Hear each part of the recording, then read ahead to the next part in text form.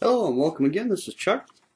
What I'm going to discuss here is going to be about sanding. We're still on our project overhauling of the Rhino.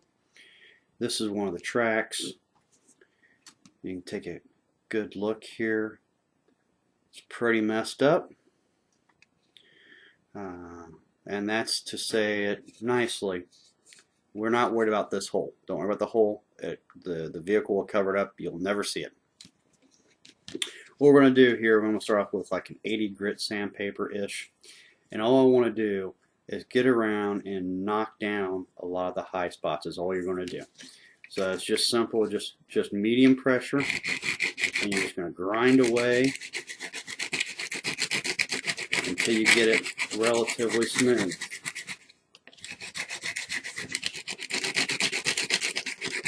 And you're going to keep grinding here until we get it decent. You're just going to rub your hand over it here to check for smoothness. That's all you need to do with these.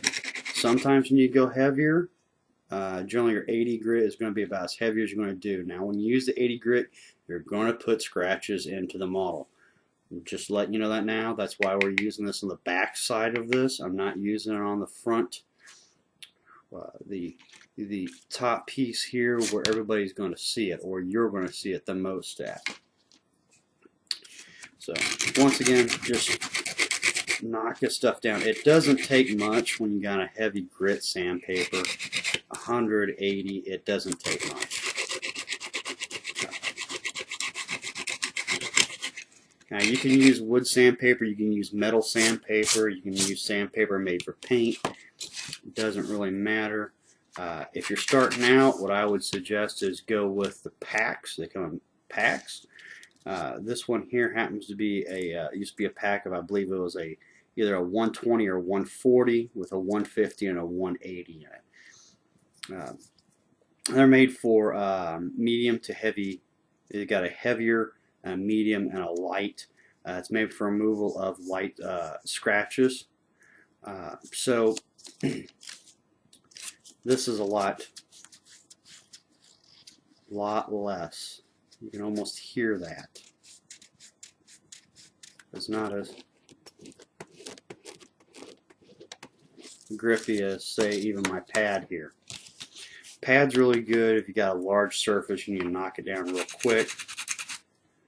I'm going to try to be relatively quick here with this, just to kind of show you. Now, of course, I don't have it knocked down all the way here, but we're getting there. You can start to see some of the scratches. How well you can see that. There are some little scratches here and there in this.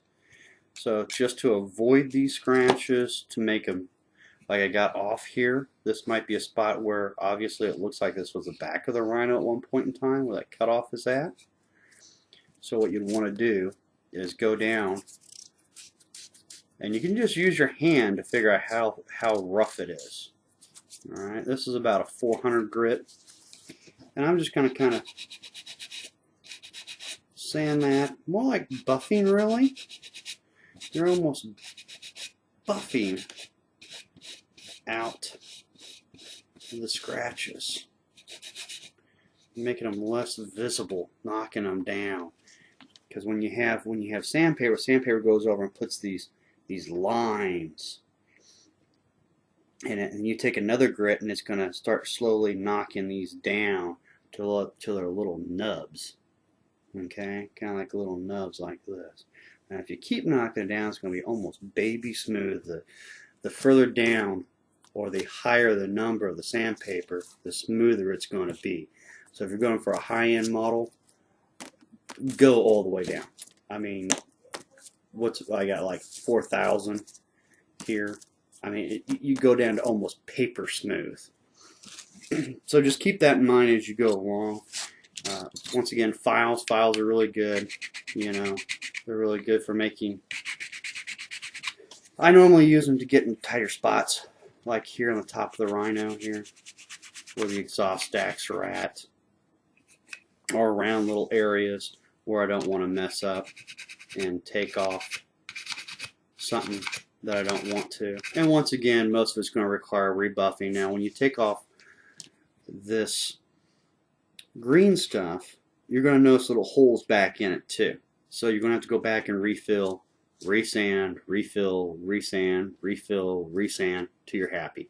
It's like doing auto body work. You're quite literally doing auto body work on your vehicle. So if you don't like sanding, well, I'd say get a new model. But I like to try to save as much money as I can. So I'm going to keep at this, and I'll see you in the next video. Hopefully this gives you a better idea of the sanding and what you really need to work on your models to get them nice and smooth for you. Till next time, like and subscribe down below. Thank you.